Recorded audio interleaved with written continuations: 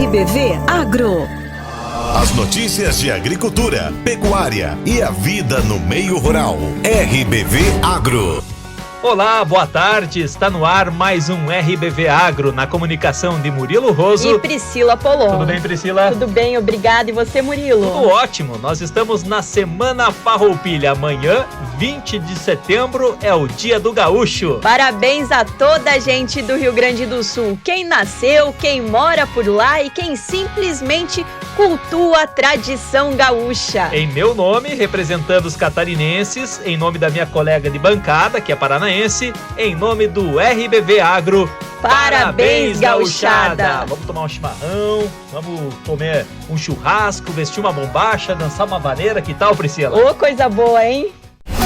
RBV Agro. Estamos no ar pelas rádios Barriga Verde de Capinzal, Rádio Caçanjurê de Caçador, Rádio Tangará de Tangará e Rádios Videira e Vitória de Videira. São as emissoras RBV que levam o nosso programa através do rádio para 500 mil catarinenses aqui da região meio-oeste do estado. Acompanhe também o RBV Agro no Facebook e no YouTube. Mande sua mensagem através do nosso WhatsApp 99129-4258. 99129-4258. Destaque do RBV Agro. É hora de saber os principais assuntos do programa de hoje. Bebida da quarentena, venda de vinho aumenta na pandemia. Jovens apostam em novos negócios para permanecer no agro. Vamos conhecer um casal que investiu na produção de morangos. Santa Catarina tem alta de 56% nas exportações de carne suína em agosto. Cidasc alerta sobre pacotes de sementes enviados da China. 3 ovelhas morrem em Pesca e Pague por causa de lixo plástico jogado por clientes. Tem ainda a diferença entre cuca e bolo. Dicas para um bom churrasco. E uma homenagem aos amantes do tradicionalismo. Fique ligado, o RBV Agro só está começando. RBV Agro. O setor nacional de vinhos não sentiu os efeitos da pandemia. Ao contrário, no primeiro semestre deste ano, as vendas aumentaram. A reportagem do RBV Notícias conversou com proprietários de vinícolas de Videira, Tangará e Água Doce para entender os motivos desse mercado aquecido. Acompanhe.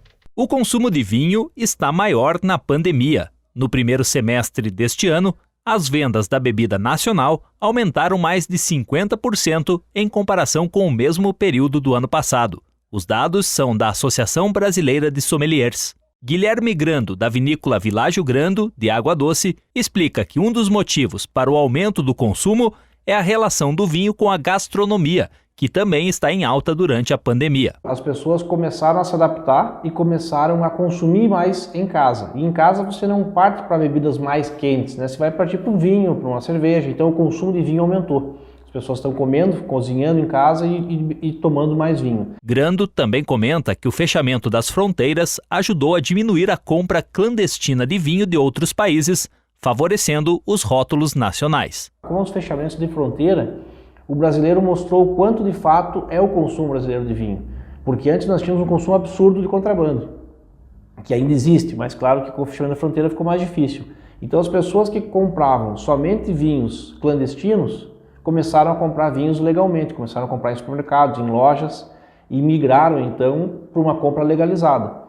E aí você vê os números do Brasil que cresceram. Então realmente cresceu a venda e cresceu o consumo, mas o consumo legal. Também nessa linha, Celso Panseri, da vinícola Panseri em Tangará, afirma que as vendas em mercados ajudaram a alavancar o consumo do vinho nacional. As casas de vinhos não trabalhavam, os restaurantes não trabalhavam. O consumo do vinho importado diminuiu e automaticamente aumentou o consumo do vinho nacional brasileiro.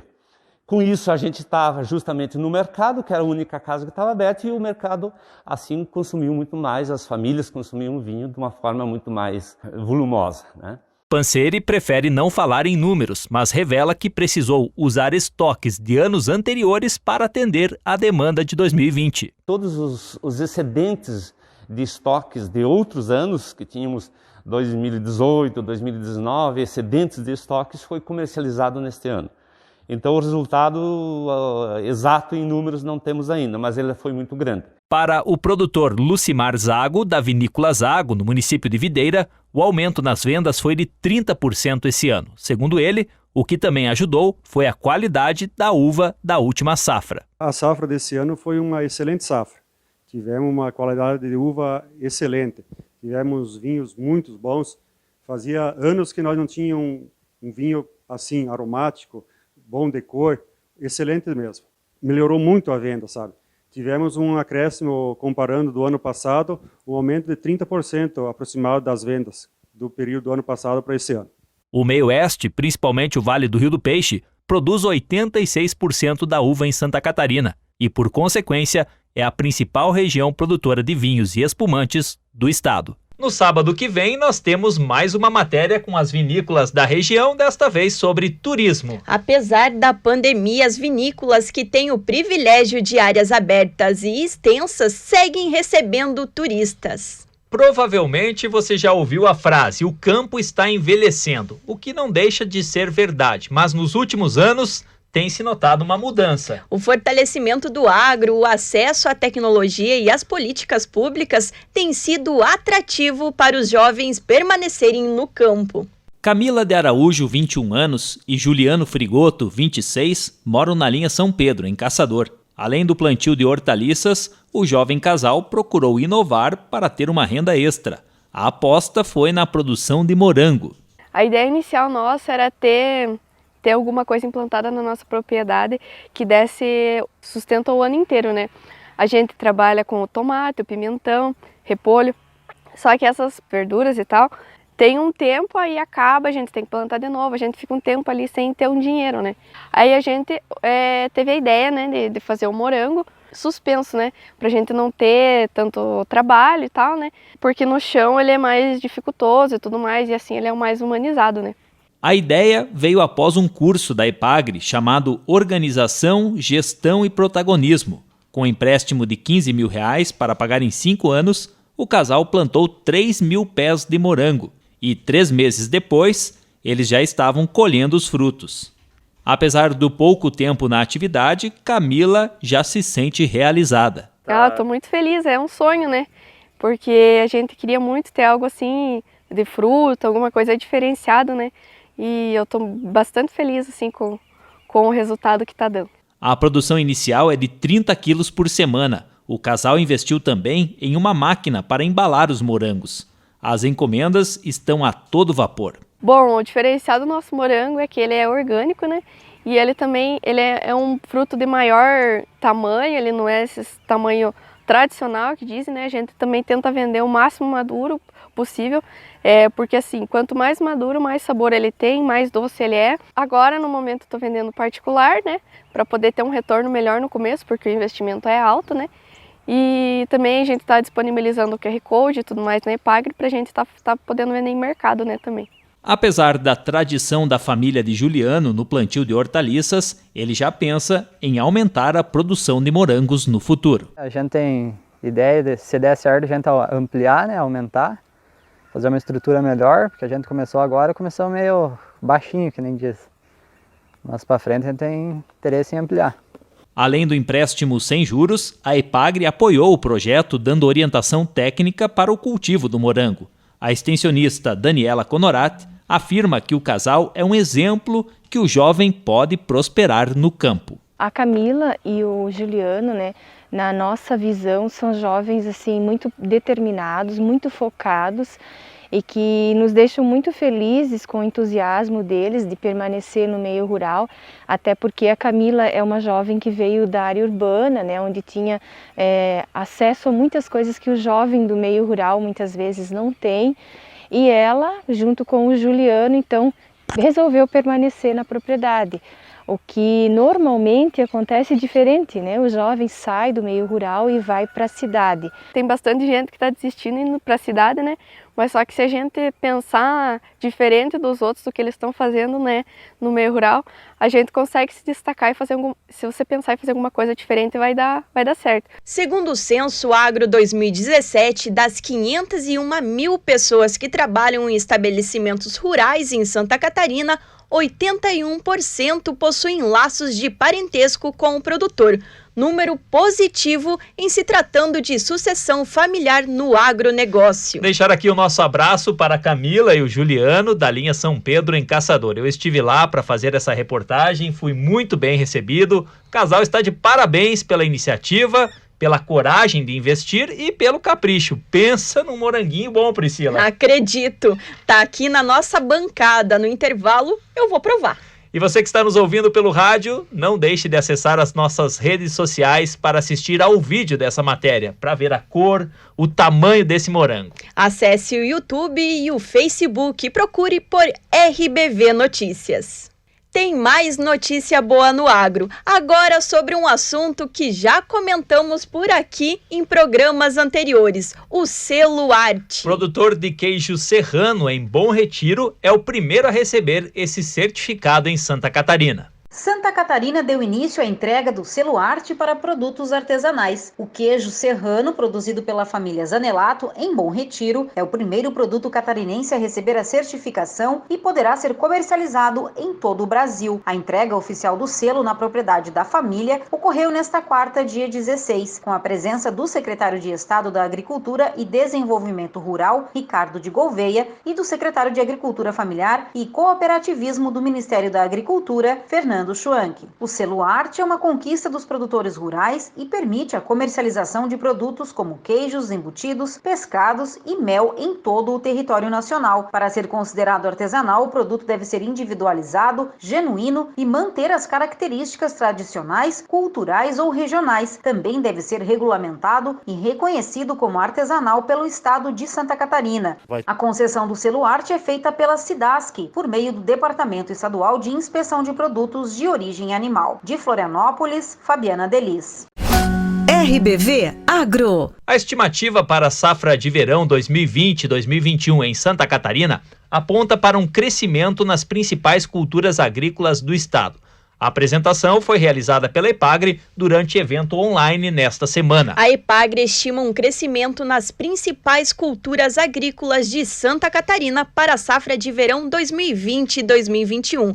Alguns dos motivos são o mercado aquecido e a redução de juros. Mas o produtor precisa ter atenção porque haverá também elevação dos custos causada pelo impacto do dólar alto nos produtos que utilizam insumos importados. Entre os grãos, milho e soja são alguns destaques das estimativas para o próximo ciclo. Além disso, a produção de maçã, tomate e banana também deve crescer, superando os índices da safra passada. Essas estimativas foram apresentadas de forma online nesta semana, com a participação inclusive de meteorologistas que falaram das previsões para os próximos 3 meses. A primavera será com temperaturas acima do normal para o período e a chuva variando entre normal e abaixo da média com distribuição irregular. O tempo. Boa tarde para todos os nossos ouvintes. Vamos ter um fim de semana que mescla alguns momentos de nuvens com a presença do sol, né? Domínio de massa de ar seco tanto para o sábado quanto para o domingo, isso não mudando muito. Tem uma diferença de temperatura, né? A gente acaba tendo aí um sábado onde os termômetros ficam na faixa dos 23, 25 graus, portanto tem um certo aquecimento, mas com influência de um ar mais frio durante o período do domingo. E aí durante a tarde, em torno dos 20 graus a temperatura, não passando muito mais do que isso. Não chega a ser nada rigoroso, mas dá uma diminuída da temperatura ao longo do domingo. Principalmente, pessoal, as madrugadas, né? O início das manhãs da segunda e da terça-feira. Mas isso é assunto para a gente conversar depois com calma na sequência dos boletins. Com as informações do tempo, desejando a vocês um bom fim de semana, Leandro Puchalski.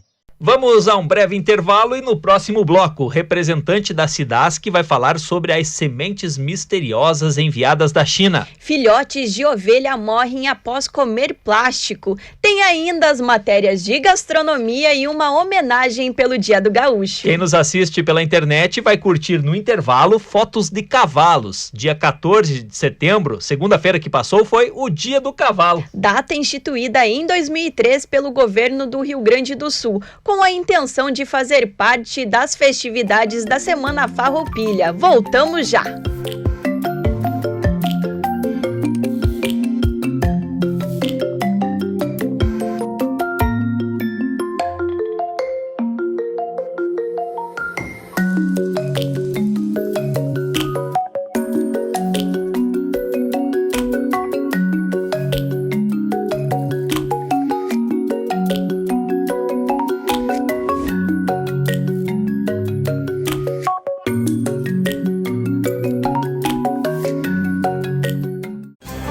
RBV Agro. As notícias de agricultura, pecuária e a vida no meio rural. RBV Agro. Estamos de volta e queremos lembrar que você ajuda a fazer o RBV Agro no próximo sábado. Anota o número do nosso WhatsApp. É 99129-4258. Envie seu recado, sugira reportagens para o nosso programa. Tem recado dos nossos ouvintes e internautas por aí, Priscila? Tem sim, Murilo. Muitas fotos chegando. E as preferidas da galera continuam sendo as da Florada do IP.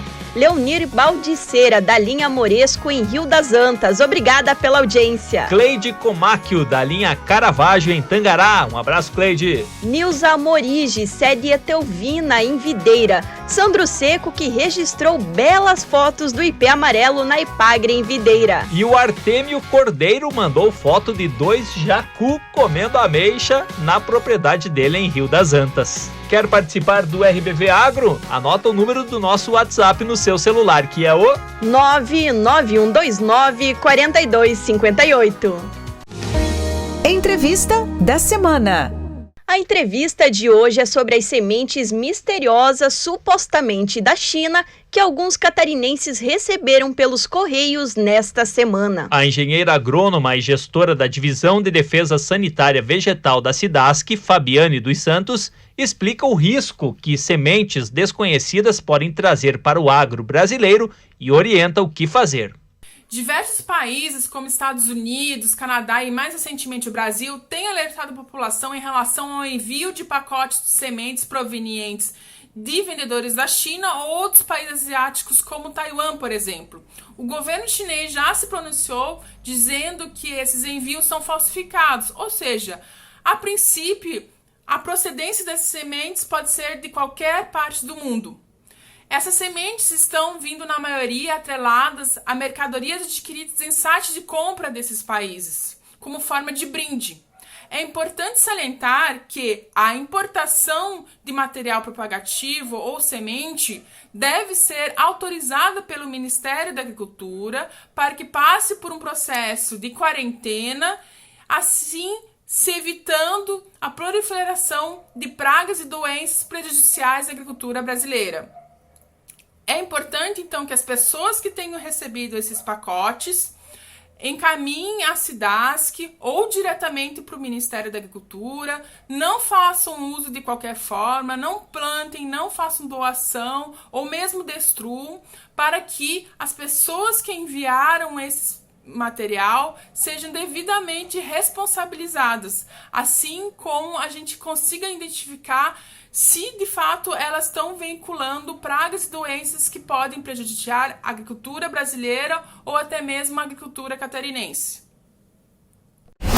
RBV Agro. Agora uma notícia triste. Triste pela morte de animais e triste pela atitude do ser humano. Pois é, em Caçador, um pesque-pague teve que proibir o consumo de alimentos próximo aos açudes, depois que 3 ovelhas morreram ao ingerir lixo deixado no chão pelos clientes. Quem nos conta essa história é a Angélica Alves. Passar o final de semana em um pesque-pague, relaxar, estar em contato com a natureza essa tem sido uma boa alternativa para muitas pessoas, mas o descaso dos clientes com a higiene fez com que o Pesque-Pague Catapã de Caçador proibisse o consumo de alimentos e bebidas próximo aos açudes, como explica a proprietária Caroline Catapã. Esse mês, por exemplo, morreu 3 ovelhas, né? Porque ingeriram plástico.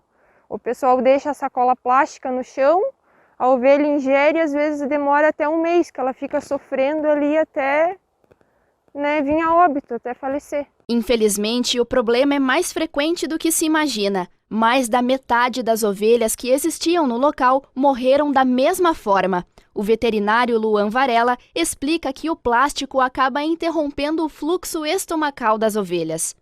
Ele vai compactando o alimento, o animal não vai se nutrir ao todo, né? Ele pode passar 1, 2, 3, 4 dias, até uma semana.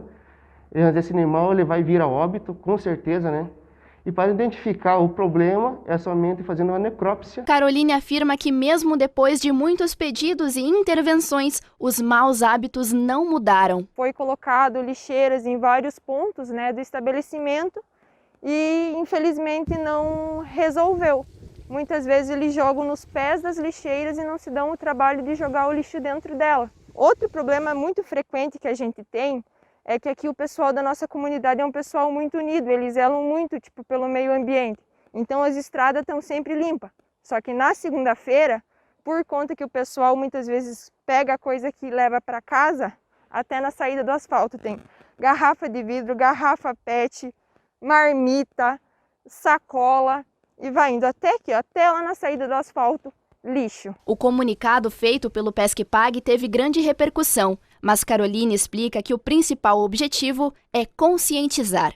A gente só pede para o pessoal que vem aqui aproveitar, curtir com a família, não custa juntar o lixinho ali e jogar. A pessoa não vai estar pagando para usufruir aqui o nosso espaço e vai estar aproveitando igual. Vai estar um espaço sempre lindo, sempre bonito, sempre organizado, sempre limpinho e com os animais aqui em volta.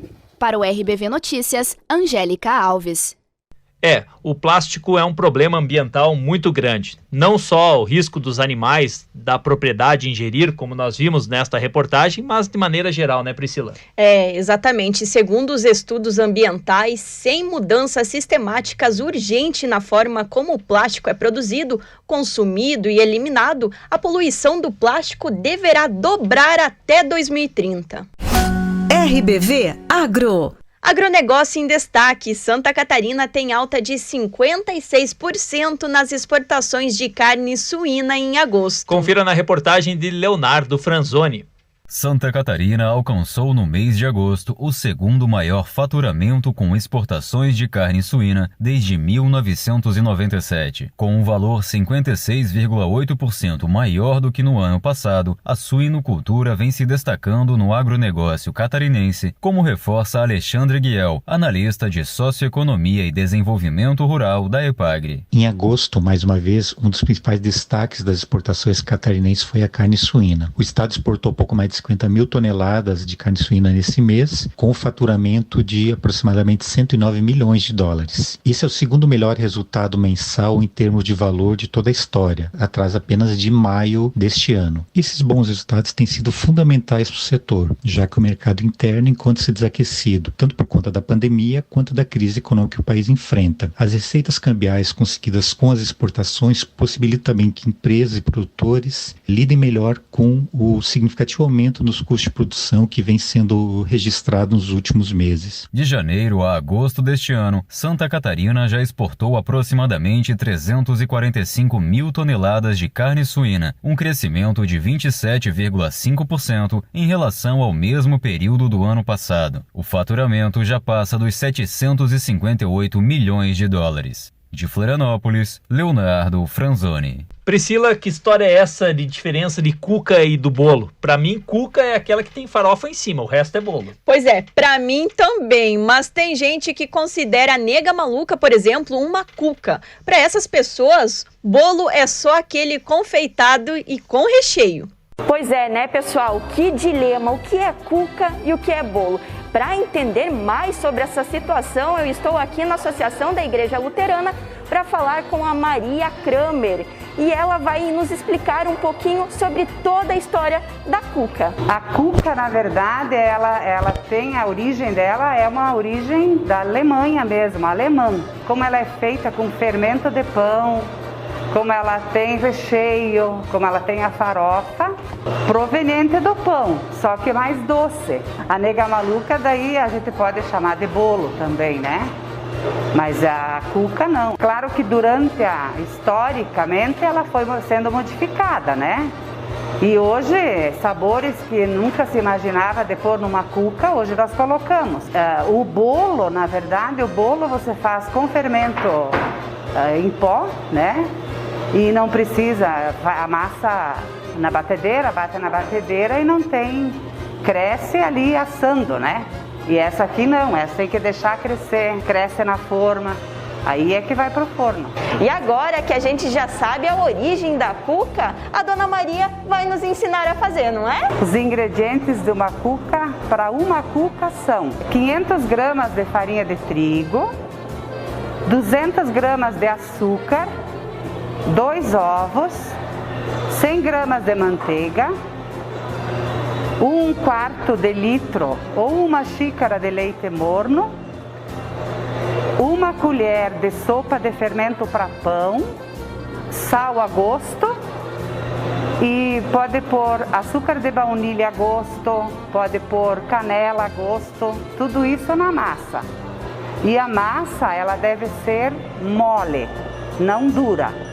Então você pode bater. Então, para fazer a farofa, para uma cuca, 2 xícaras de farinha, 1 xícara de açúcar, 1/2 xícara de manteiga, daí pode pôr açúcar de baunilha, canela, e daí esfarela ela para fazer a farofa. Então, a partir do momento que você faz a massa, você deixa ela crescer, ela tem que parar para crescer, porque ela tem o fermento biológico, né, para pão. Então ela tem que descansar, crescer, aí você põe na forma untada, né?